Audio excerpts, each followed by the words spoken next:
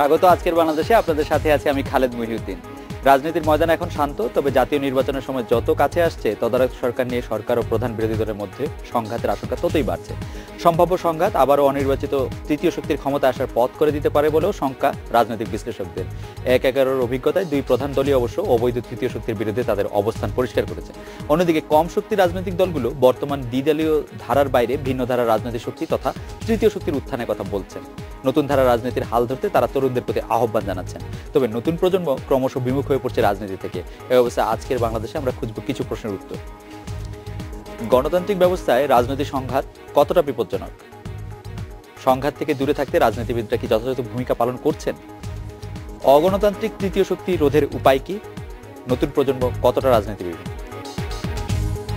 জানিয়ে রাখি, আজকের বাংলাদেশে আপনার মতামত প্রশ্ন পাঠাতে এসএমএস করতে পারবেন। এসএমএস পাঠানোর নিয়ম, একেবিও লিখে স্পেস দিন, লিখুন আপনার নাম, স্পেস দিয়ে লিখুন আপনার মতামত প্রশ্নটি যে কোনো মোবাইল ফোন থেকে পাঠিয়ে দিন ১৬২৩২ এই নম্বরে। এছাড়া ইমেল করতে পারবেন akbo@independent24.tv ঠিকানায়, লিখতে পারেন ফেসবুক এবং টুইটারেও।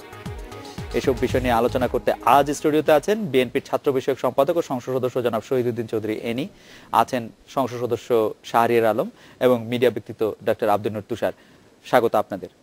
এছাড়া আমরা সরাসরি কথা বলবো জাতীয় পার্টির চট্টগ্রাম উত্তর জেলা শাখার আহ্বায়ক মাঝহারুল হক শাহ চৌধুরী, বাংলাদেশের কমিউনিস্ট পার্টির সিলেট জেলা শাখার সভাপতি অ্যাডভোকেট দেবানন্দ ভট্টাচার্য এবং আমাদের খুলনা প্রতিনিধি সোহেল মাহমুদের সাথে। স্বাগত আপনাদেরও। দর্শকদের জন্য জানিয়ে রাখি, শাহরিয়ার ভাইয়ের আরেকটি পরিচয় হচ্ছে যে তিনি আসলে, বা পরিচয়টাকে সাপ্লিমেন্ট করতে হবে, তিনি আসলে সরকারি দলের এমপি, যেটা আমি বলতে ভুলে গিয়েছিলাম আর কি। এনিভাই, আপনার কাছে জানতে চাইবো যে তৃতীয় শক্তি বিষয়টি যখন সামনে চলে আসছে, তখন আরেকটু আমরা যদি পিছনে যাই, যে সংঘাতের রাজনীতির কারণেই ২০০৭ সালে অগণতান্ত্রিক একটা তত্ত্বাবধায়ক সরকার ২ বছরের জন্য ক্ষমতায় চলে আসে, যারা -2 ফর্মুলা ও কিংস পার্টির মাধ্যমে রাজনীতিতে তৃতীয় শক্তি আনার চেষ্টা করেও ব্যর্থ হয়েছে, যেটা আমরা দেখেছি। এরপরেও নির্বাচনের সময় একটা অনির্বাচিত সরকার কেন দাবি করছেন? দেখুন, একটা গণতান্ত্রিক পরিবেশে দেশের গণতান্ত্রিক শাসন ব্যবস্থায় আমরা সবসময় কামনা করি, বা দেশবাসীরও প্রত্যাশা, যে কোনোভাবেই তৃতীয় শক্তি আসবে এবং সেটা গণতান্ত্রিক প্রক্রিয়া ব্যাহত হবে, এটা আমাদের কারোর কাম্য নয়। তৃতীয় শক্তি কথাটার সঙ্গে আমরা খুব বেশি পরিচিত হয়ে পড়েছিলাম, বিশেষ করে এবার যে তত্ত্বাবধায়ক সরকার ছিল। কারণ তত্ত্বাবধায়ক সরকার থাকার কথা ছিল ৩ মাস, আর ২ বছর যখন এই তত্ত্বাবধায়ক সরকার কন্টিনিউ করলো এবং সেখানে তাদের যে উদ্দেশ্য ছিল, তাদের যে কর্মকাণ্ড বাস্তবেই ছিল, সেটা কোনোভাবেই আমাদের গণতান্ত্রিক শাসন ব্যবস্থাকে ধারাবাহিক প্রক্রিয়ায় নিয়ে আসবে, সেটা কিন্তু আমরা খুব একটা লক্ষ্য করতে পারি নাই। এবং বারবার আমরা সে নিয়ে বক্তব্য দিয়েছি, এবং তাদের একটা টার্গেট ছিল যে রাজনীতিবিদদেরকে শূন্য করা, রাজনীতিবিদের যে নেতৃত্ব তাকে শূন্য করা। তো সেই অবস্থায় আজকে আমরা যখন দেখি রাজনীতি একটা সাংঘর্ষিক পর্যায়ে চলে যায়, তখন স্বাভাবিক কারণেই আমাদের দেশের রাজনীতিবিদরা অনেকটা চিন্তা করেন, আবারও সেই পুরনো কথা আমার প্রশ্ন আমি একটু সরলভাবে প্রশ্ন করতে চাই। তত্ত্বাবধায়ক সরকার ব্যবস্থাটা ভয় লাগে না আপনাদের? তত্ত্বাবধায়ক সরকার তো এর আগেও ছিল না, সর্বশেষ 1991 সনেও কিন্তু তত্ত্বাবধায়ক সরকার ব্যবস্থা, অস্থায়ী সরকার ব্যবস্থা ছিল। হ্যাঁ, না, তত্ত্বাবধায়ক সরকার তো 1996 সালে আসলো, 1996 সনে যেটা নিয়ে আন্দোলন হলো। এবং তার পরবর্তীতে এই তত্ত্বাবধায়ক সরকারের নেতৃত্বে কিন্তু 2টো নির্বাচন হলো। জি, কিন্তু তৃতীয় নির্বাচন যেটা হলো, সেখানে কিন্তু তত্ত্বাবধায়ক সরকার নিয়ে বয় আসলো। তার আগে কিন্তু তত্ত্বাবধায়ক সরকার নিয়ে বয় আসে নাই। ওই ভয়টা কি চলে গেছে ভাই? হ্যাঁ, ওই ভয়টা কি এখন আর আপনি পাচ্ছেন না যে তত্ত্বাবধায়ক সরকার আসবে? না, তত্ত্বাবধায়ক সরকার কিন্তু আমাদের দেশের মানুষের সেন্টিমেন্টের সঙ্গে এমনভাবে ওতপ্রোতভাবে জড়িত যে তত্ত্বাবধায়ক সরকার আসা যে একটা শান্তিপূর্ণ নির্বাচন হবে, কিন্তু সেই শান্তিপূর্ণ নির্বাচন সংবিধান বহির্ভূত হলো কিন্তু এই তত্ত্বাবধায়ক সরকারের সময়। এটাকে আসলে আমরা তত্ত্বাবধায়ক সরকার না বলে এখন সবাই যেটা 1/11 সময় আসলো, সেটাকে বলা হচ্ছে যে আর্মি ব্যাক, যে তৃতীয় শক্তি বা তত্ত্বাবধায়ক সরকার, যেটা অসাংবিধানিকভাবে আমাদের রাজনীতির প্রেক্ষাপটে চলে এসেছে। এবং এটা নিয়ে কিন্তু তখন আমাদের আন্দোলন ছিল যাই হোক, একটা পর্যায়ে আমরা তখন এটা নিয়ে দাবিও করেছিলাম যে অনির্বাচিত সরকারের চেয়ে নির্বাচিত সরকার শ্রেয়, এবং নির্বাচিত সরকারকে আনার জন্য আমাদের তখন একটা আলোচনায় গিয়ে কিন্তু আমরা তখন নির্বাচনে অংশগ্রহণ করি, এবং সেই নির্বাচনের ধারাবাহিকতায় আজকে ওনারা ক্ষমতায়, আমরা বিরোধী দলে আছি। কিন্তু তত্ত্বাবধায়ক সরকার নিয়ে আজকে জাতির সামনে যে কথা, সেগুলা কিন্তু পরবর্তীতে ফখরুদ্দিন, মঈনুদ্দিনের যে তাদের কর্মকাণ্ড ছিল, সেগুলো নিয়ে কিন্তু আজকে জাতির সামনে প্রশ্নবিদ্ধ। কিন্তু ওটা যদি তত্ত্বাবধায়ক সরকার বলা হয় 100%, কিন্তু আমরা এইভাবে বলবো না। আমরা চাই সত্যিকারের ফখরুদ্দিন, ইয়াজউদ্দিন, মঈনুদ্দিনদের মতো তত্ত্বাবধায়ক সরকার যে একটা অনির্বাচিত সরকার আসলে আসবে না, সেই গ্যারান্টি আমরা কোত্থেকে পাবো? বা আপনাদের মধ্যে সেই গ্যারান্টিটা? সেই গ্যারান্টি যদি আপনার এর আগের নির্বাচনগুলো আসতে পারে, এখন কেন আসতে পারবে না? কারণ আমরা তো দেখছি যে আসে নাই মাঝখানে। না, সেটার জন্য অবশ্যই সরকারি দল এবং বিরোধী দলকে বা রাজনীতিবিদকে এগিয়ে আসতে হবে, এবং সেটা একটা ঐক্যমতে আসতে হবে। আমি একটু শাহরিয়ার ভাইয়ের কাছে যাই, যে শাহরিয়ার ভাই, এখন তত্ত্বাবধায়ক সরকার ইস্যুটা নিয়ে যে একটি অচল অবস্থা সৃষ্টি হয়েছে বা রাজনীতির ময়দানে যেটি সৃষ্টি হয়েছে, আপনাদের কি এই ভয় লাগে না যে একটা তৃতীয় শক্তি আসতে পারে, এবং আসলে আপনাদের আবারও সেই 2 বছরের একটি অগণতান্ত্রিক সরকারের মধ্যে দিয়ে যেতে হবে? একটা যে ধন্যবাদ আপনাকে, ধন্যবাদ ইন্ডিপেন্ডেন্ট টেলিভিশনকে। আমি প্রথমবার এসেছি আজকে, একটু সময় নিয়ে দেবো শুরুতে। এবং সেই সাথে গতকালকে আওয়ামী লীগের 63তম প্রতিষ্ঠাবার্ষিকী ছিল। এই দীর্ঘ পথ পরিক্রমায় যারা নেতৃত্ব দিয়েছেন, বিশেষ করে সেই রক্তঝরা দিনগুলিতে বাংলাদেশ আওয়ামী লীগে যারা নেতৃত্ব দিয়েছেন, আমি তো সবার স্মৃতির প্রতি শ্রদ্ধা জানিয়ে আমি আমার বক্তব্যটুকু দিতে চাচ্ছি। সেটি হচ্ছে যে তত্ত্বাবধায়ক সরকার বিষয়ে আমাদের দলের অবস্থান খুবই পরিষ্কার। একটি বিশেষ পরিস্থিতিতে একসময় প্রয়োজন ছিল, কিন্তু আমরা দেখিয়েছি, বিশেষ করে এবার মহাজোট সরকার দেখিয়েছে যে একটি গণতান্ত্রিক সরকারের অধীনে একটি নির্বাচন কমিশন স্বাধীনভাবে তাদের দায়িত্ব পালন করতে পারে, এবং 5000-এরও অধিক নির্বাচন, সেখানে ইউনিয়ন পর্যায়ে নির্বাচনে 5000-এর বেশি নির্বাচন কিন্তু কেবলই সংখ্যা, এর কোনটি জাতীয় নির্বাচন না। অবশ্যই এর ফলে আপনাদের এখানে জাতীয় নির্বাচন অবশ্যই হয়েছে, সিটি কর্পোরেশন নির্বাচন হয়েছে একাধিক, অবশ্যই সিটি কর্পোরেশন নির্বাচনে হানিফ সাহেব মেয়র পদে নির্বাচিত হয়েছে। না, আমি এইটুকু বলতে চাই যে বিশ্বাস ফিরে সবাই বলছেন এ পর্যন্ত এমন কোন ইনসিডেন্ট আপনি দেখাতে পারবেন না যেখানে সরকার হস্তক্ষেপ করেছে নির্বাচন কমিশনের উপরে। জাতীয় সংসদ নির্বাচনে আওয়ামী লীগের জেতা সিট আমরা হেরেছি, আমরা সিট ছিনিয়ে নিয়েছি, সবই রয়েছে। আমি যে কথাটিতে বলতে চাই, আপনার প্রশ্নের উত্তর সহজভাবে দিতে চাই। আমরা ভয় পাই না, কিন্তু আমরা যে একটি শঙ্কার কথা অবশ্যই বলি, আপনি যেটি পয়েন্ট আউট করেছেন কারেক্টলি, যে কোথায় গ্যারান্টি আছে যে তত্ত্বাবধায়ক সরকারের মুখোশ পরে আবার একটি 111-এর মতো আরেকটি সরকার চলে আসবেন না, যে সরকার একসময় ধরা ছোঁয়ার বাইরে চলে যাবে। আমরা কিন্তু চেষ্টা করলে এখন তাদেরকে, ফখরুদ্দিনকে ফিরিয়ে এনে বিচার করতে পারবো না। আমরা চাইলেই তখন তারা কুশীলব ছিলেন, তারা যদি কোন রকম দুষ্টুমি করে থাকে, আপনারা বিচার করছেন না কেন? না, এখানে কিন্তু কনসেনসাসের প্রয়োজন আছে। এখানে যদি বিরোধী দলও চাইতো, কেউই কিন্তু তাদের বিরুদ্ধে, এখানে কেউই কিন্তু তাদের বিরুদ্ধে সরব ভূমিকা রাখেননি, কেউ তাদেরকে সুনির্দিষ্টভাবে দোষী সাব্যস্ত করেনি। না, আমরা তো অবশ্যই বলেছি যে বিএনপি জামাত যে অরাজকতা শুরু করেছিল, সেই তুলনায় তাদের সরকার ভালো ছিল। আমরা কিন্তু শুরুতে ওয়েলকাম করেছিলাম, কিন্তু পরবর্তীতে তাদের বিভিন্ন কর্মকাণ্ডে, যে 3 মাসের জায়গায় তারা 2 বছর সময় নিলেন, এবং তাদের আরো কিছুদিন আরো থেকে যাওয়ার যে কিছু কালো নীল নকশা ছিল, সেই কারণে আমরা অবশ্যই তাদের সমালোচনা করি। আমাদের অবস্থান পরিষ্কার যে গণতান্ত্রিক যে ব্যবস্থা, এই ব্যবস্থার মধ্যে অনেক চড়াই উচ্চাই রয়েছে, কিন্তু তারপরে আমরা যে পরিস্থিতিতে এসেছি, সেই জায়গায় জনগণ আস্থা রাখতে পারেন, সব রাজনৈতিক দলই সেখানে আস্থা রাখতে পারেন, এবং একটি গণতান্ত্রিক সরকারের অধীনে একটি নির্বাচন হতে পারে, যেটি পৃথিবীর বেশিরভাগ দেশেই রয়েছে। আপনি বলছেন যে আস্থা রাখতে পারেন, আপনার পাশেই একজন সংসদ সদস্য বসে আছেন, উনি তো আস্থা রাখছেন না, সেটাই বাস্তবতা। কিন্তু প্রশ্নটা কিন্তু আপনি করেছেন যে তত্ত্বাবধায়ক সরকার যে একটি দলীয় নির্বাচিত সরকারের চেয়েও খারাপ হবেন না, যার উদাহরণ আমরা পেয়েছি কিন্তু নিকট অতীতেই, সেখানে তারা নতুনভাবে কিভাবে চাচ্ছেন এটা আমাদের বোধগম্য নয়। আমি তুষার ভাইয়ের কাছে আসি, যে তুষার ভাই, আপনি দুজনের বক্তব্য শুনেন, আমি এটার সাথে আরেকটু যোগ করতে চাই যে সুশীল সমাজের একটা অংশ, যে 2007 সালে 11 জানুয়ারি যখন একটি অদ্ভুত সরকার ক্ষমতা আসলো এবং একটি জরুরি অবস্থা চালু করা হলো, তখন একে সমর্থন জানিয়েছিল। আওয়ামী লীগ যতটা সমর্থন জানিয়েছে তার চেয়ে অনেক বেশি পরিমাণে সমর্থন জানিয়েছিল। তো 2008 সালের নির্বাচনের সময় দেখা গেল যে আসলে অনেক কিছুই তারা করেছে, যেটা আমরা আসলে তার কোনো জবাব পাই না। এই অবস্থা এখনকার পরিস্থিতি আপনি কিভাবে দেখবেন, এবং ওনাদের বক্তব্যটাও যদি? আমি দুজন জনপ্রতিনিধির বক্তব্য শুনছিলাম। আমি একজন ভোটার হিসেবে আমার কাছে মনে হয় যে আমার জ্ঞান হওয়ার পর থেকে আমি যে রাজনীতি দেখেছি এবং এখনো যা দেখে চলেছি, বক্তব্য শুনলে মনে হয় যে রাজনীতিবিদরা বক্তব্য দেন কিংবা রাজনীতি করেন পলিটিক্স অফ কনভিনিয়েন্স। যেমন এইমাত্র শাহরিয়ার সাহেব বলেছেন যে একসময় দরকার ছিল, এখন দরকার নাই। মানে কনভিনিয়েন্স, সুবিধা যখন যেটাতে সেটাই আমরা করব। যখন তত্ত্বাবধায়ক সরকার দরকার ছিল রেখেছি, এখন দরকার নেই এখন রাখবো না। কিন্তু আমি নিশ্চয়ই এখানে ওই ইনভার্টেড কমার মধ্যে আপনি সুশীল সমাজ বলেছেন না, গোটা জাতির রাজনীতি আমি লক্ষ্য করেছি যে এই অনুষ্ঠান যখন আপনি শুরু করেছেন তখন লিখেছেন সংঘাতের রাজনীতি। সংঘাতের রাজনীতি কোনো শব্দই হতে পারে না ডিকশনারিতে, কারণ রাজনীতির মধ্যে সংঘাতের কোনো অবস্থানই থাকতে পারে না। সংঘাত একটা ক্রিমিনাল অফেন্স। আপনি যদি লাঠি হাতে, বন্দুক হাতে, কিরিচ হাতে দৌড়াদৌড়ি করেন, সেটা তো রাজনীতি না। ফলে সংঘাতের রাজনীতি শব্দটাই যখন আমরা ব্যবহার করি তখন আমরা হয় রাজনীতিকে অপমান করি অথবা সংঘাতকে সম্মানিত করি। আমরা কেন ভয় পাবো যে যদি দুইটা দলের মধ্যে কোনো ধরনের মনোমালিন্য হয় কিংবা বনিবনা না হয় তাহলে সংঘাত শুরু হয়ে যাবে? ওনাদের দুজনের মধ্যে কথাবার্তা না হলে ওনারা এখন মারামারি শুরু করবেন? এই ভয়টা যতক্ষণ পর্যন্ত রাজনীতির মধ্যে আছে ততক্ষণ পর্যন্ত এই যে তত্ত্বাবধায়ক সরকার, এই অন্তর্বর্তীকালীন সরকার, এই সরকার সেই সরকার, এই পুরোটার তো প্রথম মূল জায়গাটা হচ্ছে অবিশ্বাস। আমরা অবিশ্বাস করি, আমরা মনে করি যে একদল ক্ষমতায় থাকলে আরেক দলকে সে কখনোই ক্ষমতা আসতে দেবে না। কিন্তু গণতন্ত্র তো সেই কথা বলে না। গণতন্ত্র বলে যে নির্বাচন হবে, নির্বাচন কমিশন থাকবে।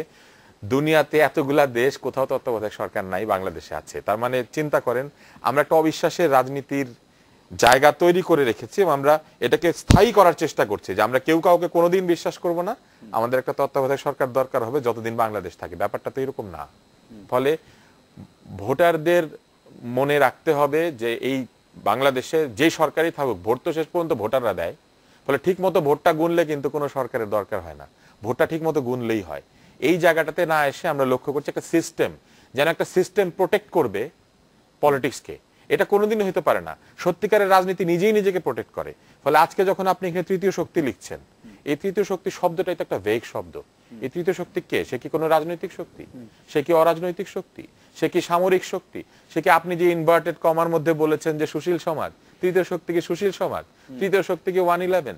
মানে এই তৃতীয় শক্তি শব্দটা একটা ভেগ শব্দ না? ইট কুড বি এনিবডি আর ইট কুড বি নোবডি। ফলে এই যে তৃতীয় শক্তি শব্দটা, এটাই কিন্তু রাজনীতির প্রতি একটা অপমান। রাজনীতিবিদরা তৃতীয় শক্তি, চতুর্থ শক্তি চিন্তা করবেন কেন? রাজনীতিতে শক্তি তো একটাই, সেটা হচ্ছে জনগণ। জনগণের ভোট যিনি পাবেন তারই শক্তি বেশি, তিনি এবার জিতবেন। পরের বার যদি তিনি না পান তিনি হারবেন। কিন্তু এই পুরো যে শক্তি বলয়, এটা হচ্ছে গণতান্ত্রিক শক্তি। সবাই যারা ভোট দেয় এবং সবাই যারা ভোট চায় এবং সবাই যারা ভোট নেয়, এই পুরোটা মিলে কিন্তু গণতান্ত্রিক শক্তি। আমি তো এখানে একটা শক্তি দেখি, শহীদুদ্দিন আনি, উনিও জনপ্রতিনিধি। এখানে যে আমাদের শাহরিয়ার সাহেব আছে, উনিও জনপ্রতিনিধি, এবং এরা দুজন মিলে হচ্ছে জনশক্তি, গণতান্ত্রিক শক্তি। সেইখানে না গিয়ে আমরা দেখি যে রাজনীতিবিদরা তৃতীয় শক্তি, চতুর্থ শক্তি। এটা আমার কাছে মনে হয় যে একসময় ওই যে মায়ানমার থেকে রোহিঙ্গারা আসে, এখন আগে বর্গিরা আসতো, তো ভয় দেখাতো যে বর্গি আসে, বর্গি আসে। এই বর্গির ভয় দেখিয়ে রাজনীতি করার তো কোনো মানে নাই। যেখানে জনগণ তাদেরকে সমর্থন করে, তৃতীয় শক্তি তো আসতে পারারই কথা না। তার মানে তৃতীয় শক্তি আসার কোন একটা সুযোগ ওই রাজনীতিবিদরাই মিলে তৈরি করে দেন। এই যে সংঘাত, অপঘাত, নানা রকম ঘাতের কথা যে আমরা শুনতে পাই, এইসব ঘাত দিয়ে ওনারা রাজনৈতিক শক্তি, তৃতীয় শক্তিকে আমন্ত্রণ জানান। আজ পর্যন্ত বাংলাদেশে যদি কোনো শক্তি এসে থাকে গণতান্ত্রিক শক্তির বাইরে, তারা সবসময় আমন্ত্রিত ছিল। কোনো না কোনো দল তাদেরকে সমর্থন করেছে, কোনো না কোনো দল কনভিনিয়েন্স অনুযায়ী তাদেরকে বলেছে ঠিক আছে আপনারা 3 মাস থাকেন, 6 মাস থাকেন, এবং কিছুদিন পরে বনিমনা না হলে বলেছে আপনারা ভালো না, চলে যান। এনিভাইয়ের কাছে আসবো যে তুষার ভাই যে বক্তব্যটা দিয়েছেন সেইটার প্রায় মানে আমি এটাকে আর একটু সাপ্লিমেন্ট করতে চাই যে আপনার দলের ভারপ্রাপ্ত মহাসচিব বলেছেন অরাজনৈতিক ও অসাংবিধানিক কোন তৃতীয় শক্তি রাজনৈতিক অচলাবস্থার সুযোগ নিতে চাইলে বিএনপি তা প্রতিহত করবে। তবে বর্তমান সরকারের একগুমের কারণে তৃতীয় শক্তির আবির্ভাব হতে পারে বলে আশঙ্কা প্রকাশ করেন তিনি। এইটা দিয়ে এ দফায় তৃতীয় শক্তি বিষয়ক আলোচনা শুরু হয়েছে। আমি কিন্তু এটি বাংলা বাক্য পড়েও তারপর আমি কিছু বুঝতে পারলাম না যে অরাজনৈতিক অসাংবিধানিক কোন তৃতীয় শক্তি রাজনৈতিক অচলাবস্থার সুযোগ নিতে চাইলে বিএনপি তা প্রতিহত করবে। এর মানে কি আপনি আমাদের একটু বলেন। দেখুন, আমাদের দাবি হলো যে আমরা নির্দলীয় নিরপেক্ষ তত্ত্বাবধায়ক সরকারের অধীনে নির্বাচন চাচ্ছি। সেটা তো অরাজনৈতিক এবং বাংলাদেশের সর্বোচ্চ আদালতের রায় দেওয়া অনুসারে সেটা অসাংবিধানিক। না না, বাংলাদেশের হাইকোর্ট তো সেটা বলে নাই যে এটা অসাংবিধানিক। না না, বাংলাদেশের সরকারের ব্যবস্থা অসাংবিধানিক, আদালতের রায় দেওয়া অনুসারে সেটা অসাংবিধানিক। না না, বাংলাদেশের হাইকোর্ট তো সেটা বলে নাই যে এটা অসাংবিধানিক। না না, বাংলাদেশের সরকারের ব্যবস্থা অসাংবিধানিক। না না, তারা কি বলেছে যে পরপর দুইটা নির্বাচন কিন্তু করা যেতে পারে, এবং সেখানে 7 জন অ্যামিকাস কিউরি তাদের প্রস্তাবনা দিয়েছেন। এবং এটা নিয়ে যখন পার্লামেন্টে আলোচনা হয়, সেই আলোচনায় আপনাদের মিডিয়ার যারা সম্পাদক সুশীল সমাজ, তারাও কিন্তু এই প্রস্তাব রেখেছেন। এবং স্টিল আজকে এটা বাংলাদেশের জনগণের সেন্টিমেন্ট যে যেখানে আজকে একদলীয় একগুমি শাসন চলছে, এবং উনি যে বলছেন যে ওনারা অনেকগুলো নির্বাচন করেছেন, সেই নির্বাচন সম্পূর্ণ নিরপেক্ষ হয়েছে। আপনি বোলার নির্বাচন দেখেন, এটাকে কি আপনি বলতে পারবেন যে এটা সম্পূর্ণ নিরপেক্ষ নির্বাচন হয়েছে? সম্পূর্ণ একদলীয় নির্বাচন। আমি সেই নির্বাচনে ছিলাম, জাতি জানে, পত্রপত্রিকায় মিডিয়া এসেছে। এরপরে এই যে পৌরসভা নির্বাচন, সেই পৌরসভা নির্বাচন আপনি যেখানে চেয়েছেন ওইখানে নিরপেক্ষ করেছেন, যেখানে চেয়েছেন ওইখানে নিজের পক্ষে এনেছেন। এই যে ইউনিয়ন পরিষদ নির্বাচন, যেখানে চেয়েছেন ওইখানে নিরপেক্ষ করেছেন, যেখানে চান নাই ওখানে নিজের পক্ষে এনেছেন। তাহলে আপনি সুবিধা মতো আপনি নির্বাচন করে নেবেন নিজেদের অধীনে, এটা জাতি কখনো কামনা করে না। এই জন্যই আজকে আমাদের জোরালো আন্দোলন যে অবিলম্বে তত্ত্বাবধায়ক সরকারের মাধ্যমে নির্বাচন করতে হবে, এবং সেটা নির্দলীয় নিরপেক্ষ হতে হবে, যে নামেই হোক না কেন। তাহলে আজকে আমাদের মহাসচিব যেটা বলছেন যে এটা নিয়ে আজকে যে সংঘর্ষ চলছে, আমরা কিন্তু অনেক প্রোগ্রাম করেছি, আলটিমেটাম দিয়েছি, এবং সরকারকে আমরা সার্ট দিচ্ছি যে আসেন আপনারা আলোচনা আসেন, আলোচনা এসে একটা সিদ্ধান্ত আসুন। আমরা কিন্তু সংঘাত চাই না।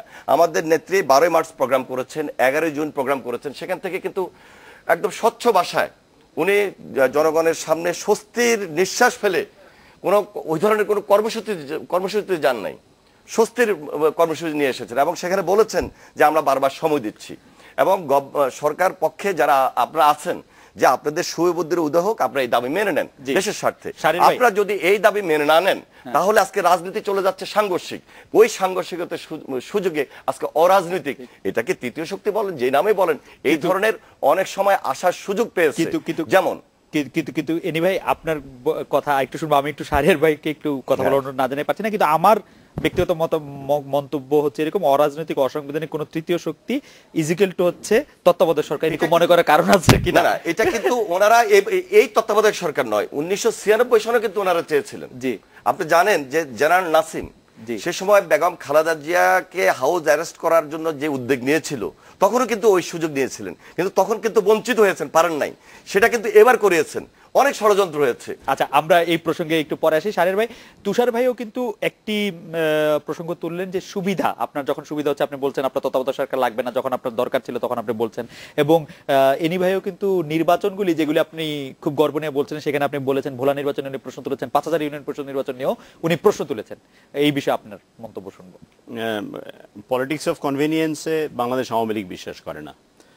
তাহলে এই 63 বছর পরে গতকালকে জননেত্রী শেখ হাসিনা তার সভাপতির ভাষণে বলেছেন যে আওয়ামী লীগ যত ঘাত প্রতিঘাতের সম্মুখীন হয়, এটা আরো জল জলে হীরায় পরিণত হয়, এবং সময় কিন্তু এটা প্রমাণ করেছে।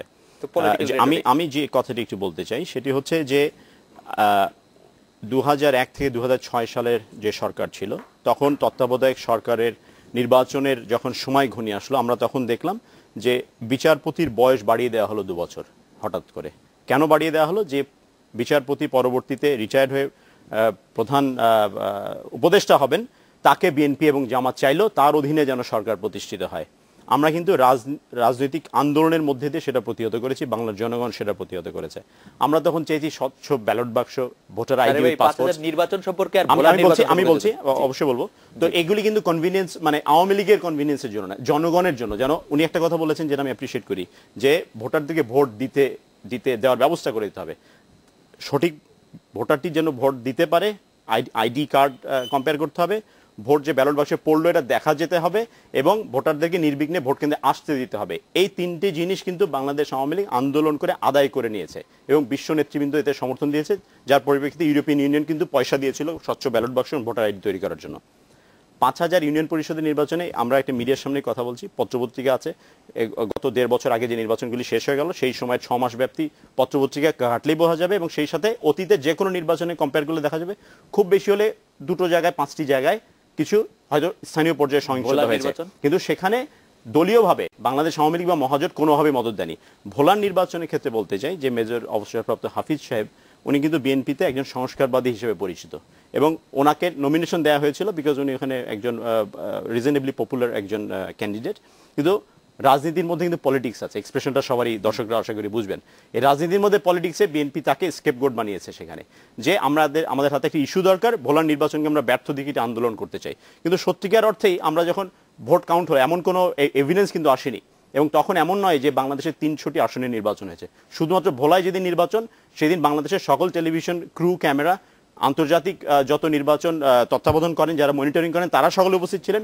কোনো কংক্রিট কোনো এভিডেন্স নেই। এবং শেষে যখন নির্বাচনে একটা পর্যায়ে সহিংসতা হলো তখন প্রায় 12টি বা কয়েকটি সেন্টারে বোধহয় ভোট কাউন্টিং বাকি ছিল, কিন্তু 12টি কেন্দ্রের টোটাল ভোটের সংখ্যা এবং তার আগে আমাদের প্রার্থী নুরুন নবী চৌধুরী শাওন নৌকা প্রতীকে উনি যে ভোট পেয়েছেন তার চেয়ে অনেক বেশি। সেই জায়গায় ওই কাউন্টটা আবার রিটেকেরও প্রয়োজন ছিল না। তো সেই জায়গা থেকে কিন্তু আমরা যদি আবার ফেরত যেতে চাই সেই সময় আমরা কিন্তু পত্র উঠিয়ে হলে দেখতে পারি এই যুক্তিটা একেবারে অসার যে ভোলার নির্বাচনে ওই নির্বাচনটি সম্পূর্ণভাবে ফেয়ার হয়েছে বলে অবশ্যই ছিল। তুষার ভাই, আপনার কি ভোলার নির্বাচনটি মনে আছে? আমার কিন্তু মনে আছে যে আমি কাগজে লিখেছিলাম এ ভোট যাবে না ভোলা, কারণ আমরা দেখেছিলাম যে অনেকগুলি মন্ত্রী এবং অনেকগুলি এমপি সেই সময় সেই ভোট কেন্দ্রে গিয়েছেন, ভোট কেন্দ্রের আশেপাশে গিয়েছেন, প্রচারণায় অংশ নিয়েছেন এবং যেগুলি করার কথা না এরকম অনেক কিছু করেছেন। আমার পুরোপুরি মনে নেই, কিন্তু আমার নিজের লেখাই আছে, আমি লিখেছিলাম যে এই ভোট যাবে না ভোলা। আপনার কতটা মনে আছে আমি জানি না। কেউ তো ভুলেন না, আমরা দেখতে পাচ্ছি দুই রাজনীতিবিদ ভোলার রাজনীতি কথা বলছেন এবং সংখ্যা সারণী উল্লেখ করে। কিন্তু আমি যেটা বুঝতে পারছি, দেখেন দুই ধরনের রাজনীতি, একটা হচ্ছে সততার রাজনীতি আর একটা হচ্ছে সঠতার রাজনীতি। তা আমি লক্ষ্য করলাম যে ওনাদের বক্তব্যের মধ্যে উঠে আসছে যে ওনারা এক দল আরেক দলকে কিন্তু অভিযুক্ত করছেন সঠতার রাজনীতির জন্য। অ্যানি ভাই বলছেন আমাদের এমপি সাহেবকে যে আপনারা ঠিক মতো ভোলার নির্বাচন করেন না, আপনারা ওইখানে প্যাচ কষেছেন, যাকে জিতাতে চান তাকে জিতান, যাকে হারাতে চান তাকে হারান। এটা তো এক ধরনের সঠতা, সততা না। উনিও কিন্তু বলছেন যে অ্যানি সাহেবরা হাফিজ সাহেবকে দাঁড় করিয়ে দিয়েছিলেন কারণ ওনাকে হারাতে চেয়েছিলেন, মানে আপনারাও সঠতা করেছেন। তাহলে তার ওখানে সঠতার প্রয়োজন ছিল না, ওখানে সততা করলেই তো হেরে যায়। দুই পক্ষকে অভিযুক্ত করছে যে আপনি সৎ আমি সৎ, কিন্তু আসলে আমরা যারা ভোটার, আমরা যখন দুই পক্ষকে দেখি আমরা দেখি যে তারা কিন্তু আসলেই রাজনৈতিক সুবিধা অনুযায়ী তাদের সিদ্ধান্তগুলি নেন। কেননা 96 সালে আমি তখন মাত্র ইন্টার্নি শেষ করে ডাক্তারি করি আমি প্রতিদিন হেঁটে হেঁটে যেতাম, কারণ তখন গোটা জাতি তত্ত্বাবধায়ক সরকারের দাবিতে আন্দোলন করছেন এবং বর্তমান আওয়ামী লীগ কিন্তু তখন এই আন্দোলনের পুরো নেতৃত্ব দিচ্ছিল এবং তখন একটি ব্যাপারই ঘটেছিল যে বাধ্য করা হয়েছিল প্রায় যে এই তত্ত্বাবধায়ক সরকার দিতে হবে। সে একই তত্ত্বাবধায়ক সরকার মাত্র 15 বছর পরে খারাপ হয়ে গেল। কারণ কি? কিছু লোক খারাপ করেছে, মানে ধরেন একটা তত্ত্বাবধায়ক সরকার খারাপ আচরণ করেছে, তাহলে কিছু রাজনীতিবিদ যদি খারাপ আচরণ করেন আমরা কি বলবো যে রাজনীতি খারাপ? কিছু রাজনীতিবিদ যদি উল্টাপাল্টা আচরণ করেন তাহলে কি আমরা বলবো পুরা রাজনীতি খারাপ, সংসদ বাতিল করো? সেটা তো হতে পারে না। ঠিক একইভাবে যদি একটা তত্ত্বাবধায়ক সরকার ঠিক মতো আচরণ না করে থাকেন তাহলেই পুরা তত্ত্বাবধায়ক সরকারটা কিন্তু নষ্ট হয়ে যায় না। এটা আসলে আলোচনা খুবই জরুরি ছিল। যেভাবে আজকে আলোচনা হচ্ছে, আলোচনাটা হচ্ছে দেখেন সব টকশোতে এবং জনসভায়। আলোচনাটা হওয়া দরকার ছিল সংসদে এবং দুই পক্ষে একসঙ্গে বসবেন। পরবর্তী নির্বাচন কি ধরনের অবস্থায় হবে, সেটাকে অন্তর্বর্তীকালীন সরকার হবে, জাতীয় সরকার হবে, তত্ত্বাবধায়ক সরকার হবে, বা যে যারাই থাকেন না কেন তারা কিভাবে থাকবেন, তারা কি নির্বাচিত হবেন না অনির্বাচিত হবেন, এটা যদি আমরা তাদেরকে আলোচনা করতে দেখতাম তাহলে আমরা ভাবতাম যে সততার রাজনীতি চলছে। কিন্তু আমরা দেখছি দুই পক্ষকে অভিযুক্ত করছেন এবং দুই পক্ষে বলছেন আপনি চান না আপনি চান না। আমরা অবশ্যই কেউ কারো আমন্ত্রণ রাখে না। প্রতিবারই আমরা দেখি যে সরকার যে থাকে সে বিরোধী দলকে আমন্ত্রণ জানায় আর বিরোধী দল বলে যে আমাদেরকে কথা বলতে দেয় না, আমরা ওখানে যাব না। কিন্তু আমরা তো দুই দলকেই ভোট দেই যে ওইখানে যাবেন এবং আমাদের কথা বলে গলা ফাটিয়ে ওইখানে আমাদের কথা বলবেন, ভোটারদের কথা বলবেন। এবং এই কাজটা হয় না বলেই শেষ পর্যন্ত দুর্বলতা তৈরি হয়। যে ফাঁক ফোকর যেটা বলেছেন বিএনপির মহাসচিব, যে এই সুযোগ নিয়ে যদি কেউ চলে আসে, সুযোগ নিয়ে তো কেউ আসে না, সুযোগ তৈরি করে দেওয়া হয়। যত বেশি সংঘাত, যত বেশি এই ধরনের অভিযোগ চলতে থাকবে, যত বেশি পানি খোলা, ততই ওইখানে কেউ না কেউ সুযোগ নেওয়ার চেষ্টা করবে। এটা তো আমি বলবো যে নেচার, কল অফ নেচার। আপনি যখন এরকম ঘোলা পানি করবেন তখন কেউ না কেউ ওইখানে মাছ শিকার করার জন্য লাভ দিবে। আমরা একটু চট্টগ্রাম থেকে কথা বলি জাতীয় পার্টির মাঝারুল হক শাহ চৌধুরী আপনার সঙ্গে। যারা মাঝারুল হক, আপনি আপনার দল যদি তত্ত্বাবধায়ক সরকারের অধীনে যদি নির্বাচন না হয় তাইলে আপনার মানে আওয়ামী লীগ সরকারের অধীনে যদি নির্বাচন, আপনারা খুশি?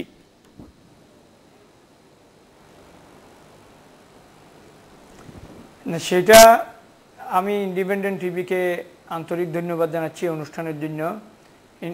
এবং আপনি যে প্রশ্নটা করেছেন সেটা মূল কথা না, মূল কথাটা হচ্ছে আমার প্রশ্নটা যদি একটু জবাব দিতেন মাঝারুল হক শাহ চৌধুরী। অন্যান্য নিয়ে প্রধান দুই দলের মধ্যে যে আপনি খুশি, আপনারা খুশি কিনা তত্ত্বাবধায়ক সরকারের অধীনে নির্বাচন না হয় আওয়ামী লীগ সরকারের অধীনে? চাচ্ছি যে না, সেই ব্যাপারে আমাদের দলের পক্ষ থেকে গতকালের মিটিংও আমাদের চেয়ারম্যান হোসেন মোহাম্মদ এরশাদ পল্লীবন্ধু সাবেক রাষ্ট্রপতি উনি বলে দিয়েছেন আমাদের বক্তব্য পার্টির স্ট্যান্ড।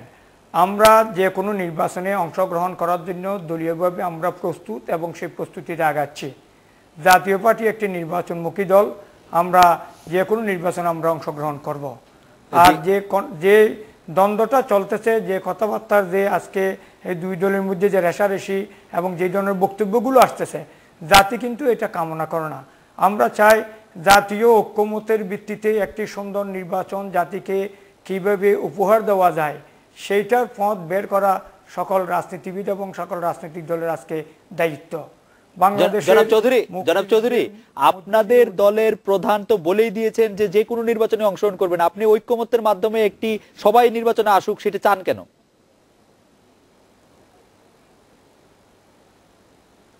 আমরা অবশ্যই চাই সবাই নির্বাচন করুক, কিন্তু আমার কত হইল এই দেশের নির্বাচনের বিকল্প অন্য কিছু নাই, আমি সেটাই মনে করি, আমার দল তাই মনে করে। জনাব চৌধুরী, আপনাকে ধন্যবাদ। আমি একটু বাংলাদেশের কমিউনিস্ট পার্টি সিলেট জেলা শাখা সভাপতি অ্যাডভোকেট দেবানন্দ ভট্টাচার্যের কাছে যাচ্ছি। অ্যাডভোকেট দেবানন্দ ভট্টাচার্য, আমরা সবসময় কথা বলে থাকি যে দুই দলের একটি শাসন বা দুই জনমত গোষ্ঠীর একটি শাসন আমরা দেখতে পাচ্ছি। কমিউনিস্ট পার্টি বাংলাদেশের সবচেয়ে পুরনো দলগুলির একটি। বাংলাদেশের কমিউনিস্ট পার্টি বাংলাদেশের মানুষের মন জয়ের ক্ষেত্রে কতটা সফল বলে আপনি মনে করেন?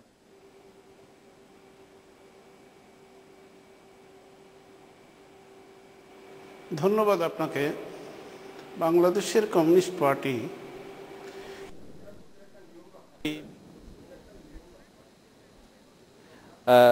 উনার সাথে বাংলাদেশের কমিউনিস্ট পার্টির জনাব দেবানন্দ ভট্টাচার্যের সাথে কি? জি, দেবানন্দ ভট্টাচার্য বলেন। হ্যালো, হ্যাঁ, আমরা এদেশে একটি বিকল্প রাজনৈতিক শক্তির উত্থান ঘটাতে চাই। মানে আপনারাই সেই তৃতীয় শক্তি? সেই ক্ষেত্রে আমরা মনে করি না, তৃতীয় শক্তি বলতে আপনি কি বোঝাতে চাচ্ছেন আমি জানি না। প্রথম শক্তি সরকার, দ্বিতীয় শক্তি বিএনপি কথা বলছি, যেখানে বিকল্প না সেরকম আমরা বলছি না, যে শাসক গোষ্ঠীর দুটি দল তাদের ধারাবাহিক এবং পৌনঃপুনিক কুশাসনের ফলে দেশের মানুষের মধ্যে এই কুশাসনের চক্র থেকে বেরিয়ে আসার একটি আকাঙ্ক্ষা সৃষ্টি হয়েছে।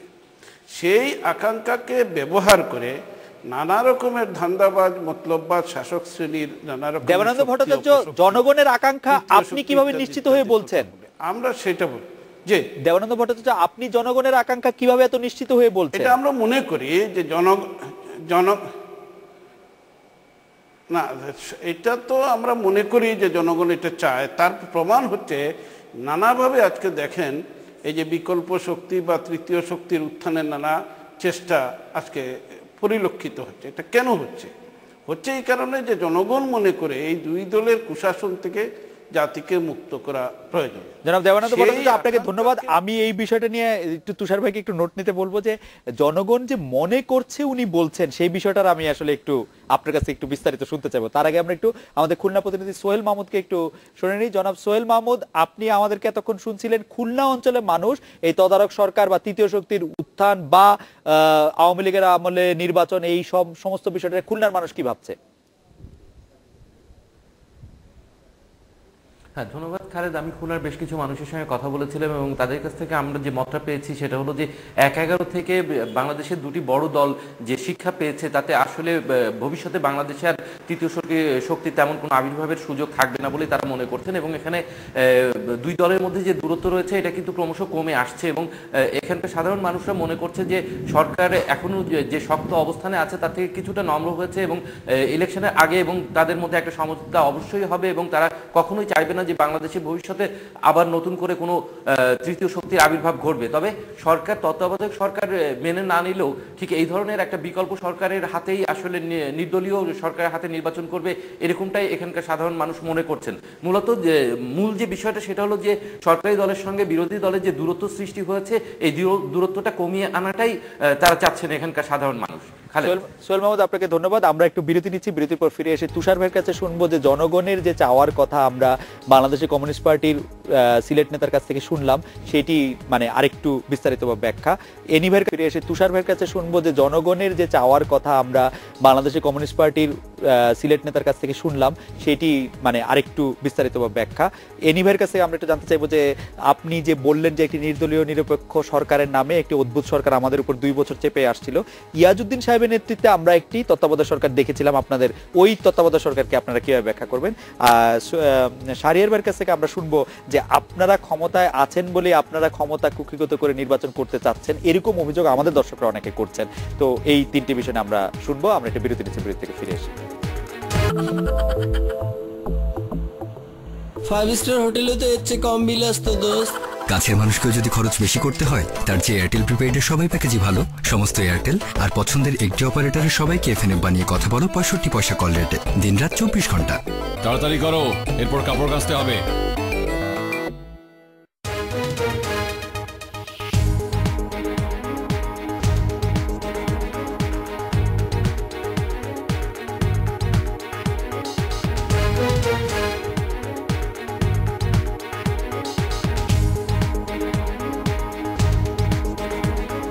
বিরতির পর ফিরে এলাম আজকের বাংলাদেশে। তুষার ভাইয়ের কাছে জানতে চাইছিলাম যে আমরা দুইটি মানে আওয়ামী লীগ বিএনপি ছাড়া আরো 2টি রাজনৈতিক দলের নেতাদের কাছ থেকে শুনলাম যে তারা জনগণের ইচ্ছা সম্পর্কে বলেছেন, সেটা যদি আপনি। জনগণের ইচ্ছার পরোয়া কি তারা করেন আসলে? আচ্ছা, এমনকি তারা নিজের দলের যে ভোটার তাদের ইচ্ছার পরোয়া করেন?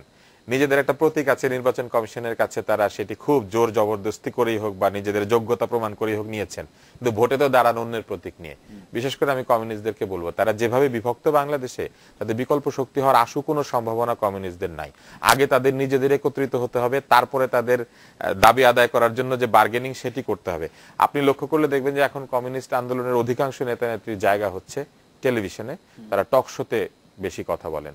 থাকার তো কথা তাদের কৃষক শ্রমিক মজুরদের সঙ্গে, সেটা নাই। 1 2 নাম্বার হচ্ছে তারা সারাক্ষণই দেখি টক শোতে আসলে তারা বলতে থাকেন শ্রমিকদের দাবি আদায় করতে হবে, এই দাবি আদায় করতে হবে, কিন্তু নিজেদের যে কালেকটিভ বার্গেনিং পাওয়ার সেটাই কিন্তু তারা হারিয়ে ফেলছেন প্রায়।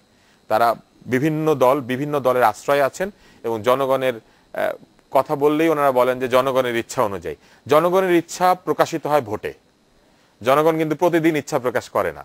জনগণ বিভিন্ন নির্বাচনের মধ্যে দিয়ে তাদের ইচ্ছার বহিঃপ্রকাশ ঘটাতে থাকে, সেটা ইউনিয়ন পরিষদ নির্বাচন, স্থানীয় সরকারের অন্যান্য নির্বাচন, মেয়র নির্বাচন, নানান যে নির্বাচন চলতে থাকে, সেখানে কিন্তু জনগণ তাদের মতামত কন্টিনিউয়াসলি দিতে থাকে। এবং বৃহৎ যে নির্বাচন, জাতীয় সংসদ নির্বাচন, সেখানে এসে জনগণ 5 বছরের জন্য জাতীয় ক্ষমতা বা দায়িত্ব একজনের হাত থেকে আরেকজনের হাতে ন্যস্ত করে অথবা কন্টিনিউ করে। আপনি লক্ষ্য করলে দেখবেন যে গত 3.5 বছর ধরে সমস্ত টকশো, সমস্ত টেলিভিশনের আলোচনা, সমস্ত পত্রিকার প্রথম পাতা জুড়ে যে আলোচনা, সেটা হচ্ছে আগামী নির্বাচনটা কেমন হবে। নির্বাচন নিয়ে এত আলোচনা কেন করতে হবে একটা গণতান্ত্রিক দেশকে? নির্বাচন যেভাবে হওয়ার সেভাবে হতেই থাকবে। এটা কি হয় আমেরিকা কিংবা ইউকে কিংবা পাশের দেশ ভারত, যে আগামী নির্বাচন কিভাবে হবে সেই আলোচনা আমরা 5 বছর নষ্ট করি? আমাদের তো চিন্তা করা উচিত বাংলাদেশের জাতীয় উন্নয়ন কিভাবে হবে, আমাদের প্রবৃদ্ধি কি করে আরো বাড়ানো যাবে, হরতালকে কি আমরা সংকুচিত করে আনতে পারি কিনা, রাজনৈতিক প্রতিবাদের ভাষাকে সীমিত করতে পারি কিনা, আমরা কি সংঘাত বন্ধ করতে পারি কিনা, আমরা কি আলোচনা শুরু করতে পারি কিনা, এইসব নিয়ে আলোচনা হওয়ার কথা। নতুন নতুন আইন নিয়ে আলোচনা হওয়ার কথা। 1861 সালের পুলিশ আইনের কোনো সংস্কার হচ্ছে না। আমাদের বাংলাদেশে এখনো নারী নির্যাতনকে আমরা প্রিভেন্ট করতে পারছি না শক্ত শক্ত আইন তৈরি করে। আমাদের বাংলাদেশে এখনো মানবাধিকার নিয়ে নানান রকম সমস্যা রয়ে গেছে, সেগুলো নিয়ে কোনো আলোচনা নাই। কন্টিনিউয়াস আলোচনা হচ্ছে নেক্সট নির্বাচন কেমন হবে এবং সেই নির্বাচন ঠিক হবে কিনা, আমরা কি ক্ষমতায় যেতে পারবো কিনা, অথবা আমরা কি ক্ষমতায় থাকতে পারবো কিনা। আমার কাছে বারবারই মনে হয় যে এই ব্যাপারটা ভোটারদেরকে আশাহত করে, কারণ ভোটাররা তো জানেন তারা কাকে ভোট দিবেন। ভোটাররা কিন্তু কন্টিনিউয়াসলি ডিসিশন নিচ্ছেন, তারা সামনের ভোটের দিকে এগিয়ে যাচ্ছেন, বিচার বিবেচনা করছেন, দল কারা ভালো করলো, এমপি কে ভালো করলো না, তাদের স্বার্থকে দেখলো না, ভোটাররা কিন্তু এই সিদ্ধান্ত নিয়েই যাচ্ছেন। কিন্তু আমি লক্ষ্য করছি যে আগামী নির্বাচনটা নিরপেক্ষ হবে কিনা, অর্থাৎ ভোটারের ভোট গোনা হবে কিনা, এইটা নিয়ে কিন্তু সংঘাত। শাহরিয়ার ভাই, আপনাকে বিরতির আগে জানতে চেয়েছিলাম যে আপনারা এখন ক্ষমতা আছেন বলে ক্ষমতা কুক্ষিগত করার জন্যই আপনারা তত্ত্বাবধায়ক সরকারের অধীনে নির্বাচন ব্যবস্থাকে বাতিল করলেন কিনা। আমাদের একজন দর্শক যে প্রশ্ন, আরো কয়েকজন দর্শক যে প্রশ্ন করেছেন, সেই প্রশ্নটি হচ্ছে অনেকটা এরকম যে আমরা যদি 12 মার্চে বিএনপির মহাসমাবেশের কথা বলি, সেই মহাসমাবেশটাই আপনারা করতে দিলেন না। আপনারা এক ধরনের হরতাল করে 4 দিন ধরে পুরোপুরি অচল করে রাখলেন ঢাকাটাকে। সেই আপনারা একটি নিরপেক্ষ নির্বাচন করবেন, সেটার আস্থা আমরা কেন রাখবো? ধন্যবাদ। আমি একটু লোভ সংবরণ করতে পারছি না, তুষার ভাইয়ের কথার প্রতি সমর্থন রেখেই বলছি যে মিডিয়ার কল্যাণে আজকাল অনেক আমি এটাকে বলবো বা শব্দ খুঁজছিলাম কীভাবে এক্সপ্রেস করা যায়, ডিসপ্রপোর্শনেট প্রিভিলেজ। কিছু সাবেক আমলা আছেন, তারা তাদের চাকরি জীবনে ব্যর্থ হয়েছেন বলবো, কিন্তু এখন ওনারা অনেক প্রিভিলেজ পান, অনেক বড় বড় কথা বলে। সাবেক সেনা কর্মকর্তারা অনেকে আছেন, তাদের কর্মকাণ্ডে ব্যর্থ হয়েছেন কিনা সে কথা বলবো না, কিন্তু অনেক বিষয়ে মতামত দেন যেটা ঠিক ভালো থাকে না। দলছুট অনেক নেতৃত্ব আছেন যারা মিডিয়ার কল্যাণে এই বিষয়গুলি নিয়ে কথা বলেন। আবার কিছু ব্যর্থ রাজনৈতিক দলও রয়েছে যারা আসলে কখনোই বাংলাদেশের কোনো মানুষই সেভাবে রিপ্রেজেন্ট করার সুযোগ পাননি। সফল কারা? রাজনৈতিক নেতৃত্বের মধ্যে যতটুকু দিয়েছে বাংলাদেশ আওয়ামী লীগ এবং জাতীয়তাবাদী দল কিছুটা দিয়েছে। আমি অবশ্যই মানে আমাদের কি বলবো, সেক্ষেত্রে বাংলাদেশ আওয়ামী লীগকে আমি এগিয়ে রাখবো অন্য সকলের চেয়ে। শুধু আপনারাই কথা বলবেন না, সে কথা বলছি না আমি। আমরা কিন্তু সুযোগ কমই পাই, আমাদেরকে বেশিরভাগ সময় এসে কিন্তু ডিফেন্ড করতে হয় সিচুয়েশন। কারণ মিডিয়ার কল্যাণে এত এই যে আপনি SMS নিচ্ছেন, আপনি ইমেল নিচ্ছেন, প্রশ্ন করছেন, অনেক মানুষের মতামত নিচ্ছেন যারা বলছেন যে তারা মানুষকে রিপ্রেজেন্ট করেন, কিন্তু আসলে তুষার ভাই যেটা ব্যাখ্যা করেছেন আমি আর এর চেয়ে বেশি খোলাসা করে বলতে চাচ্ছি না, কারণ প্রতিনিধিত্ব করে বলতে গেলে অন্তত জামানত বাজেয়াপ্ত হয় না এরকম নেতা হতে। আচ্ছা, একটা কথা, আমরা কিন্তু নির্বাচনের কোনো আইনে পরিবর্তন করছি না, বা নির্বাচন কমিশন বলেনি না ভোট বলে একটা কথা আছে, কিন্তু আমি একেবারে অন্য অ্যাঙ্গেল থেকে দেখানোর একটা বিষয়টা চেষ্টা করছি। আমি জানি না এইভাবে কেউ বিষয়টি চিন্তা করেছেন কিনা, যে দুটো জোট বা মহাজোট, একটি 14 দলীয় জোট আর একটি 18 দলীয় জোট যেটি হয়েছে, যে নৌকা ধানের শীষ দুটো প্রতীক, কিছু কিছু ক্ষেত্রে লাঙ্গল ছিল গতবারের প্রতীক, আমরা যদি এগুলিকে প্রতীক নিই, প্লাস আরও যারা ইন্ডিপেন্ডেন্ট হবেন অন্যান্য দল রয়েছে তারা, এর পাশাপাশি কিন্তু না ভোটও আছে। সামনে নির্বাচনে জনগণ যদি মনে করেন যে আওয়ামী লীগ একা গিয়ে ভোট করবে, তা বিএনপি এবং আওয়ামী লীগ বিরোধী যারা তাদের না ভোটেও ভোট দিতে পারেন, সেক্ষেত্রে তো ওখানে কোনো রিপ্রেজেন্টেশন তৈরি হবে না। না ভোট তো নাই, এখন আমরা তো না ভোট বন্ধ করেছি। জনগণ ভোট দেওয়ার অবস্থায় থাকলে তো আমরা তো এই বিশ্বাস কেন রাখবো যে আপনারা জনগণকে ভোট দিতে দিবেন? ওটা ঠিক কথা, আপনারা কিন্তু না ভোট বাদ দিয়ে দিন। না ভোটের প্রসঙ্গটা আমি এইভাবে বলতে চাই, আমরা যদি ভোট দিতেই পারি সেই আস্থা আমরা কেন রাখবো যে আমরা ভোট দিতে পারবো কিনা? সেই উদাহরণ কিন্তু আমাদের নিকটবর্তী নির্বাচনগুলিতে দেখানো হয়েছে। 12 মার্চে বিএনপি একটা আমি প্রশ্নটা আমি এড়িয়ে যাওয়ার কোনো চেষ্টাই করছি না। সেখানে যেটি হয়েছিল, তার আগের যেসব রাজনৈতিক কর্মকাণ্ড বিএনপি ঘোষণা করেছিল, আপনারা দেখেছিলেন যে হরতাল যেন হয় তার আগের দিন রুটিন মাফিক গাড়ি পোড়ানো হয়েছে, মানুষ হত্যা করা হয়েছে। তারই ফলশ্রুতিতে সরকার এরকম ব্যবস্থা নিয়েছিল। আপনারা ডিসেম্বর মাসে, খুব সম্ভবত 16 ডিসেম্বরের আগে পরে, যে বিএনপি যেটা বা বিএনপি জামাত মিলে যেটা অতীতে কখনোই করেনি, তারা হঠাৎ করে সিদ্ধান্ত নিল মুক্তিযোদ্ধাদের সম্বর্ধনা দেওয়া হবে, এবং ভোর 6টা থেকে ঢাকা শহরে অরাজকতা, এবং ভোর 6টার সময় কারা রাস্তায় নামার মতো মানে তাদের দিনপঞ্জিতে এরকম ব্যবস্থা থাকে খুব সহজেই কিন্তু অনুমান করে নেওয়া যায়। সেই জায়গায় সেই অরাজকতা, হত্যার রাজনীতি, জ্বালাও পোড়ায়ের ধ্বংসযজ্ঞ আটকানোর জন্য আইন শৃঙ্খলা বাহিনী কিছু ব্যবস্থা হয়তো নিয়েছিল, কিন্তু সেই সাথে সাথে তো 10ই জুনের জনসভাতে আপনি কোনো ধরনের বাধা দেখেননি। কিন্তু জনগণ যে তাদের সাথে নেই, তার ফলশ্রুতিতে কিন্তু 3 মাসের আলটিমেটাম, শুধু এক আলটিমেটাম না, এই নির্বাচন কমিশনের অধীনে কোনো নির্বাচন হবে না, আমরা আর অন্য কোনো নির্বাচনে যাব না, আমরা এই নির্বাচন কমিশন মানি না, এই সরকারকে মানি না। আমি একটু শেষ করে দিই, যে তারা কিন্তু কন্টিনিউয়াসলি বলেছেন, এবং শেষ বেলায় এসে যে আলটিমেটাম দিয়েছিলেন 90 দিনের মাননীয় বিরোধী দলীয় নেত্রী, সেটা থেকে একেবারেই সরে এসছেন, এবং সেখানে কিন্তু আমরা দিবালোকের মতো পরিষ্কার যে এই বিএনপি বা অপোজিশনের বিরোধী দলের রাজনৈতিক কর্মকাণ্ডগুলি ব্যবহার করছে কিন্তু জামাত শিবির। এবং আপনারা দেখেন, অ্যানি ভাই ছাত্র দলের নেতা ছিলেন, ছাত্র রাজনীতির একটি সুন্দর ইতিহাস তার রয়েছে। ছাত্র দল কিন্তু রিফিউজ করেছে শিবিরের সাথে কোনো আন্দোলনে যাবে না, একসাথে যৌথভাবে আন্দোলন করবে না। আমি ছাত্র দলকে সাধুবাদ জানাই যে বিএনপির সিনিয়র কমান্ড বা নেতৃস্থানীয় লোকজন এই জিনিসটা কেন রিয়েলাইজ করছে না, বর্তমান রাজনৈতিক বাস্তবতার প্রেক্ষাপটে। অনেকে আপনারা যেমন যুক্তি দিচ্ছেন যে তত্ত্বাবধায়ক সরকারের অধীনে নির্বাচন চাচ্ছে, অথবা একটি মানে আওয়ামী লীগের নয় কিন্তু সেই সাথে একটি হয়তো অন্য ধরনের সরকার ফরম্যাটে, যে ওনারা বলেছেন যে কোনো নামেই হোক, বাংলাদেশের জনগণ এক্ষেত্রেও একমত যে তারা কেউই চাচ্ছেন না যে জামাত শিবিরকে নিয়ে বিরোধী দলের রাজনীতি আরো এগিয়ে যাক। তো সেই জায়গায় এই সব আন্দোলনকে কিন্তু একদিকে ঠেলে দেওয়া হচ্ছে, যে যুদ্ধাপরাধীদের বিচারের প্রশ্নে সরকার যখনই কিছু পদক্ষেপ নিয়েছে আমরা দেখেছি অতীতে এটার বিরুদ্ধে আন্দোলন করে। আমি ক্ষমতা কুক্ষিগত করার প্রশ্নের যে কথাটি বলি, আমরা এই পঞ্চদশ সংশোধনী পার্লামেন্টে পাশ করার পরের দিনও আমাদের সাধারণ সম্পাদক আশরাফুল ইসলাম সাহেব বলেছেন যে আলোচনার দ্বার খোলা রয়েছে, আপনারা এসে রাইট প্ল্যাটফর্মে আলোচনাটি করুন, আপনার প্রস্তাবনা দিন জাতীয় সংসদে। তুষার ভাই যে কথাটা বলেছেন, উনি ওই কনভিনিয়েন্স শব্দটা রেফারেন্স দিয়ে বলেছেন যে আমরা যাইনি, অনেক সময় বয়কট করেছি, কারণ আমরা জাতীয় সংসদে যখন বিরোধী দলে ছিলাম আমাদেরকে কতটুকু স্থান দেওয়া হয়েছে, কতটুকু কথা বলতে দেওয়া হয়েছে, আর বর্তমান বিরোধী দলকে কতটুকু জায়গা দেওয়া হয়েছে, এর মধ্যে there is a gulf of difference. অতীতে যে কোনো সময় চেয়ে বিরোধী দলকে বেশি জায়গা দেওয়া হয়েছে। বিরোধী দল আসুক, জাতীয় সংসদে আসুক, আমার মনে হয় আলোচনার রাস্তা এখনো খোলা রয়েছে, কারণ সেই ধরনের ইন্ডিকেশন দল থেকে দেওয়া হয়েছে। খুবই পরিষ্কার। আমাদের একটা বিরতি নিতে হবে, বিরতির পর ফিরে এসে এই প্রসঙ্গে এনি ভাইকে শুনবো। একটা বিরতি নিচ্ছি।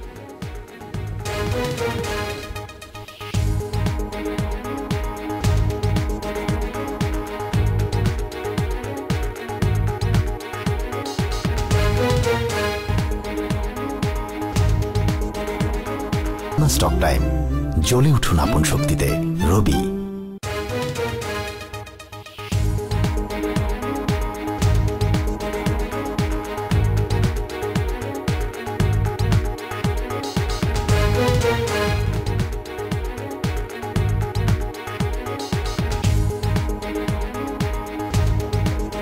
বিরতির পর ফিরে এলাম। আজকের বাংলাদেশে শাহরিয়ার ভাই যা বলছিলেন এনি ভাইয়ের কাছে সেটা রেসপন্স শুনবো, কিন্তু তার আগে আমার একটি প্রশ্ন ছিল। সেই প্রশ্নটি হচ্ছে এরকম, যে তত্ত্বাবধায়ক সরকার নিয়ে আমরা বিষেধাজ্ঞা শুনছিলাম আপনার কাছে 2007 সালের 11 জানুয়ারি যে ইয়াজউদ্দিন, ফখরুদ্দিন, মঈনুদ্দিনের নেতৃত্বে যে তত্ত্বাবধায়ক সরকার এসেছে, তার একটি পিছনে কারণ যদি আমরা দেখি যে আমরা দেখেছি প্রেসিডেন্ট ইয়াজউদ্দিন সাহেব নিজেই নিজেকে তত্ত্বাবধায়ক সরকারের উপদেষ্টা ঘোষণা দিয়েছেন এবং তার ফলেই যত সংকটের সৃষ্টি।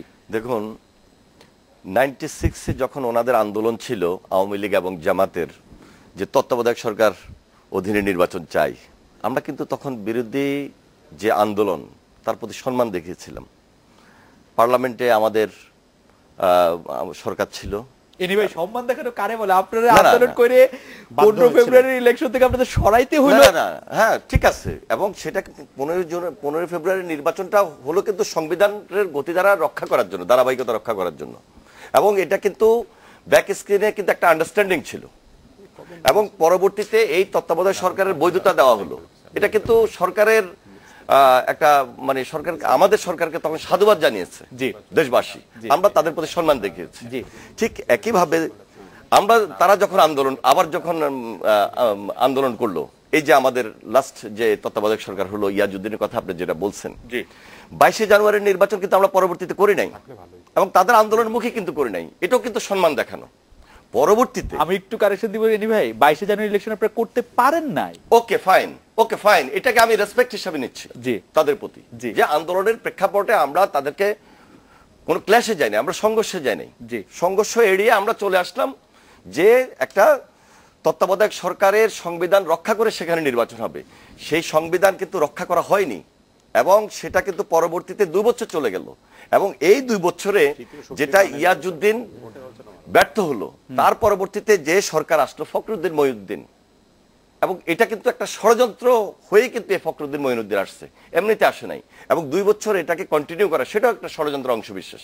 এবং সেই 2 বছরে আমাদের দেশে রাজনীতিবিদদের রাজনীতি শূন্য করে দেওয়া, গ্রেপ্তার করা সবাইকে, তাহলে সেটা কিন্তু আমাদের সেই আন্দোলন সবকিছু নিয়ে কিন্তু সেখানে সম্মান নিয়ে আসতে পারে নাই।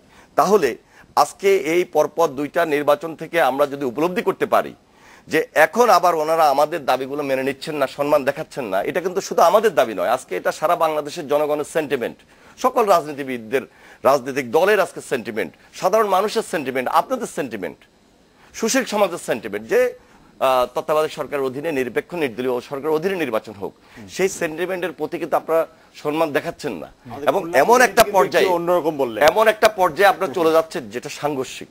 এই সাংঘর্ষিক অবস্থায় যদি আপনারা যান, তাহলে বাংলাদেশের পরিস্থিতি কি হবে আবার? সুতরাং এই জন্য আমি বারবার অনুরোধ করছি যে আপনারা এমন কোন নির্বাচনে যেটা যাবেন না, নির্বাচন করার চেষ্টা করবেন না যেটা একদলীয় হয়ে, আবার যে স্বচ্ছ ব্যালট বাক্সের কথা আপনি বলছেন, স্বচ্ছ ব্যালট বাক্স এমন ভাবে নিয়ে আসছে বিএনপি, 4 দলীয় ঐক্যজোটের মতো সংগঠনকে 30টা আসনে সীমাবদ্ধ রাখা হবে, এমন স্বচ্ছ করে ফেললেন। এত স্বচ্ছ ভালো না, ওই স্বচ্ছের দিকে যাবেন না, ওই স্বচ্ছ করে একদলীয় অবস্থায় যাবেন না, গেলে বাংলাদেশে যেটা হচ্ছে এবং হবে এবং সেটার জন্য আমরা চাই না যে আরেকটা রক্তক্ষয়ী সংঘর্ষ সেটা থেকে বের হয়ে আসে। আপনি 30 সেকেন্ড বলবেন আমাদের একদমই ক্লোজিং লাইন। নতুন কিছু আমার কাছে এই হোল ডিসকাশনের প্রিম্যাচিওর মনে হয়, যে নির্বাচন কিভাবে হবে এটা নিয়ে যে পরিমাণ এয়ার টাইম আপনারা খরচ করছেন, সেই জায়গায় কিন্তু কারেন্ট ইস্যুতে অনেক কিছু, অর্থনীতি, বাজেট, এই ধরনের আলোচনা আছে। এবং আমরা যেখানে বলেছি বারবার যে জাতীয় সংসদে আসুন, এবং ওনারা কিন্তু জাতীয় সংসদের লেজিটিমেট সদস্য, প্রায় 30টি আসন, একটি আসন বাড়ার সম্ভাবনা রয়েছে তাদের টাঙ্গাইলে, একজন মাননীয় সংসদ সদস্যের সদস্যপদ বাতিল হওয়ার সম্ভাবনা দেখা দিয়েছে। তো সেখানে আমরা যেখানে বলেছি সেখানে এই আলোচনাটা কিন্তু প্রিমেচিওর এবং এটা আলোচনা করার যথাযথ স্থান নয়, কিন্তু তারপরেও আমি বলছি যে গণতান্ত্রিক প্রতিষ্ঠানের উপরে আমাদের আস্থা পুনঃপ্রতিষ্ঠিত হয়েছে এবং তার প্রমাণ আমরা রেখেছি। আপনারা ভোলার নির্বাচন বলেন, 5,000 নির্বাচন বলেন, আমি যুক্তিতে বলেছি, আমি শেষ করে দিই, কিন্তু এটার প্রতি আস্থা রাখেন। আর আপনারা যদি কেউ যদি মনে করেই থাকেন যে আওয়ামী লীগ এই ধরনের কোনো বোকার স্বর্গে বাস করে না, যে আওয়ামী লীগ একা নির্বাচনে গিয়ে ক্ষমতা কুক্ষিগত করে রাখবে, বর্তমান আর্থসামাজিক রাজনৈতিক এবং আন্তর্জাতিক প্রেক্ষাপটে কোনো দলের পক্ষে এটা সম্ভব নয় একা নির্বাচন করে একা ক্ষমতা নিয়ে সেই সরকারকে 5 বছর পর্যন্ত টেনে নিয়ে যাওয়া। সেই জায়গায় এখানে ভয় পাওয়ার কিছু নেই। বাংলাদেশ আওয়ামী লীগ গণতান্ত্রিক রাজনৈতিক দল, তারা শোনে মানুষের কথা এবং সত্যিকার যদি গণমানুষের কথা হয়ে থাকে সেটা তাদের আন্দোলনে প্রতিফলিত হওয়ার কথা, যেটা এখনো পর্যন্ত হয়নি। তুষার ভাই, আজকের এই আলোচনাটা সাম আপ করতে বলবো আপনাকে। আমাকে যদি সাম আপ করতে বলেন, আমরা আলোচনা শুরু করেছিলাম তৃতীয় শক্তি নিয়ে, শেষ পর্যন্ত এমপি সাহেবরা তৃতীয় শক্তিতে খুব একটা থাকেন নাই, কিন্তু তারা আমাদেরকে ভয় দেখিয়েছেন যে যদি ঠিক মতো তত্ত্বাবধায়ক সরকার না হয় তাহলে রক্তক্ষয় হবে। রক্তক্ষয় যখন হয় তখন তো জনগণের ক্ষয় হয়, জনগণের রক্তক্ষয় হয়। ফলে দেখেন শেষ পর্যন্ত ভয় পেল কে? ভয় পেলাম আমি জনগণ। আমি ভয় আছি যে যদি ঠিক মতো তাদের মধ্যে মিল মহব্বত না হয় তাহলে ক্ষয় হবে কার? আমার ক্ষয় হবে। এই ভয়ের মধ্যে জনগণ যতদিন থাকবে ততদিন পর্যন্ত কিন্তু গণতন্ত্র শক্তিশালী হবে না। ততদিন পর্যন্ত আপনি তৃতীয়, চতুর্থ, পঞ্চম, ষষ্ঠ নানান ধরনের শক্তির নাম পরিচয়হীন এই ব্যাপার আপনি চলতেই থাকবে। আমাদের জনগণকে আস্থায় নিতে হবে, জনগণকে সাহস দিতে হবে, জনগণকে বিশ্বাস করাতে হবে যে ভোট স্বচ্ছ বাক্সই হোক বা অস্বচ্ছ বাক্সই হোক, ভোটটা গোনা হবে। ভোট গোনা হবে জানলেই কিন্তু জনগণ আশ্বস্ত হয়। আসলে সাদা বাক্সে দিলেন না কালো বাক্সে দিলেন সেটা তো বিষয় না, ভোটটা ঠিক মতো গোনা হচ্ছে কিনা সেটা বিষয়। ফলে দেখেন শেষ পর্যন্ত কিন্তু আমরা এই আলোচনায় কোনো মীমাংসায় পৌঁছাতে পারি নাই। মীমাংসায় পৌঁছানো খুবই জরুরি, কারণ সময় পার হয়ে যাচ্ছে, সময় খুবই গুরুত্বপূর্ণ, গোটা পৃথিবী এগিয়ে যাচ্ছে। আমরা এখনো ব্যস্ত আছি কি করে নির্বাচন করব এই ধরনের সিলি ইস্যু নিয়ে। আমাদের নির্বাচন কি করে করব তার চাইতে বড় বিষয় হওয়া উচিত কাকে নির্বাচিত করব। ভালো মানুষ না খারাপ মানুষ, সৎ মানুষ না অসৎ মানুষ, সন্ত্রাসী না নিরাপদ মানুষ, এইসব জায়গাতে না গিয়ে আমরা সারাক্ষণ ব্যস্ত আছি কেমনে নির্বাচিত করব, মানে ভোট কিভাবে দিব, গুনবো কিভাবে, আমি কি মেশিন ব্যবহার করবো কি করবো না, বাক্স সোজা হবে না স্বচ্ছ হবে, এটা অপচয়, একদম অপচয়। আমার মনে হয় যে এনিওয়ে আজকে আর আমরা পার্লামেন্টে যাওয়ার জন্য কিন্তু আমরা প্রস্তুত, কিন্তু যদি এটা বলা হয় যে পার্লামেন্টে আসেন কিন্তু দলীয় সরকারের অধীনে নির্বাচন হবে, এই কথা আমরা চাই যে আমরা আবার শুরু করতে পারবো এরকম একটা আলোচনা। এই ছিল আজকের বাংলাদেশে, দেখা হবে আগামীকাল এই সময়। শুভরাত্রি।